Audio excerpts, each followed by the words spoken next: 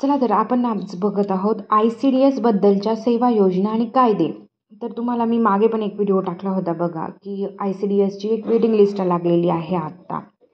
आणि ह्या ICDSच्या आणखीही जागा सुटणार आहेत, की ज्या आदिवासी आणि ग्रामीण भागासाठी असणार आहेत. तर कालच त्यांची एक वेटिंग लिस्ट लागलेली होती, जी की 2025मध्ये त्याची एक्झाम झालेली होती.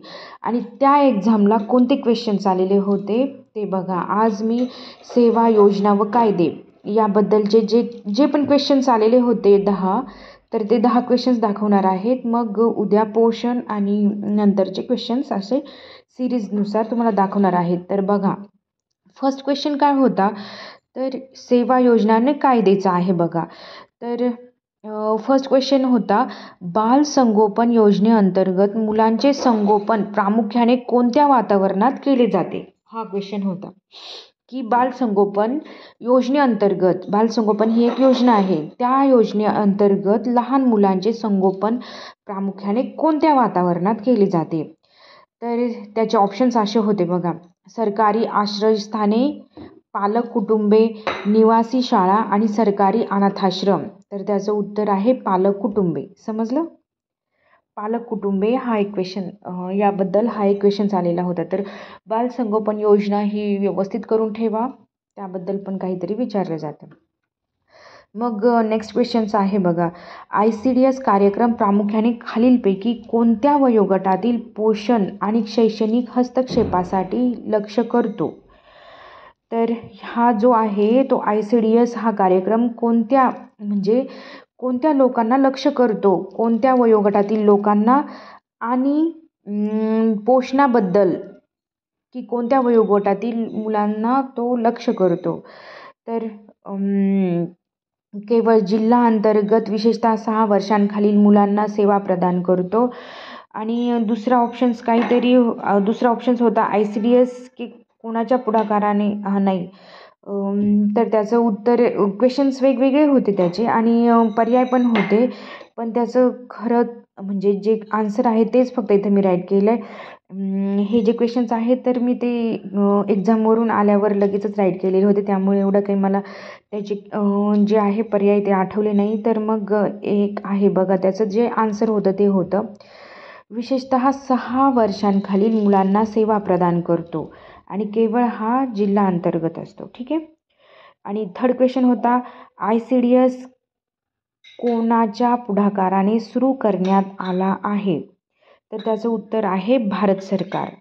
भारत सरकार यांच्या प्रायोजिक तत्वावरती भारत सरकार यांच्या पुढाकाराने हा ICDS कार्यक्रम सुरू करण्यात आलेला आहे. आणि फोर्थ क्वेश्चन होता, IGMSY प्रायोगिक तत्वावर रोजी सुरू करण्यात आला. इंदिरा गांधी मातृ सहयोग योजना आहे. आणि हे जे क्वेश्चन्स आहेत ना, तर ते म्हणजे शॉर्ट फॉर्ममध्ये विचारलेले होते यावेळेस ना. IGMSY म्हणजे तुमचं काही असं हे होऊ नये, तुमचं गोंधळ होऊ नये म्हणून सांगते की ज्या आपण योजना आहेत ना, तर त्यांचे जे शॉर्ट फॉर्म्स आहेत ना ते पण करा. कारण परीक्षेमध्ये IGMSY म्हणजे इंदिरा गांधी मातृत्व सहयोग योजना आहे ही, असं त्यांनी क्वेश्चन विचारला होता. आणि ऑक्टोबर 2010मध्ये हा सुरू करण्यात आला होता. आणि नंतर 5वा क्वेश्चन होता, ICDS बळकट करण्यासाठी आणि माता व बाल पोषण परिणाम सुधारण्यासाठी खालीलपैकी कोणता नाविन्यपूर्ण कार्यक्रम सुरू करण्यात आला होता.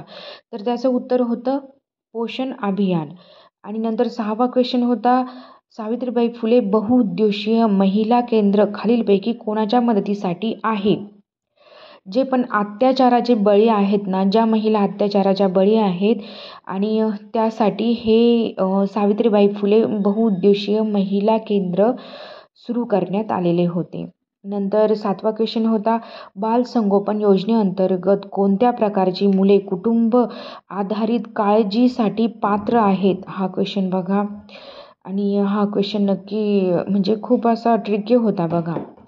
बालसंगोपन योजनेअंतर्गत कोणत्या प्रकारची मुले कुटुंब आधारित काळजीसाठी पात्र आहेत? तर अनाथ किंवा सोडून दिलेली मुले काळजीसाठी पात्र आहेत.